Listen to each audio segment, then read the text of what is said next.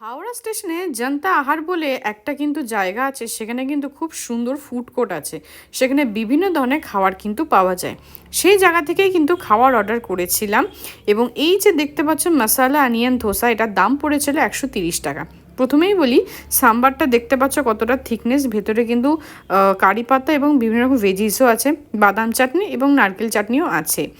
এবারে আসি আসল জায়গায়, অর্থাৎ এই যে ধোসাটার সাইজটা দেখো কতটা বড়। শুধু দেখলে হবে, খেতেও তো হবে। যাই হোক, এবার আসি আসল জায়গা, অর্থাৎ ধোসাটা খেতে কেমন। প্রথমে তো সাম্বার চাটনি দিয়ে খেলাম, যেটা খেয়ে আমার মাথা ঘুরে গেল, কারণ অসম্ভব ভালো ছিল খেতে। তারপরে সাম্বারটা এমনি খেলাম, খুবই ভালো। এবারে চলো দেখাই ধোসার পেটে কি আছে। ভালো পরিমাণে আলুর পুর এবং পেঁয়াজ কিন্তু আছে।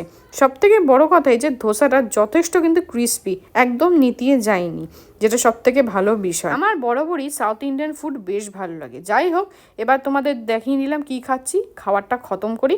তোমরা কিন্তু লাইক শেয়ার সাবস্ক্রাইব করতে একদম ভুলো না।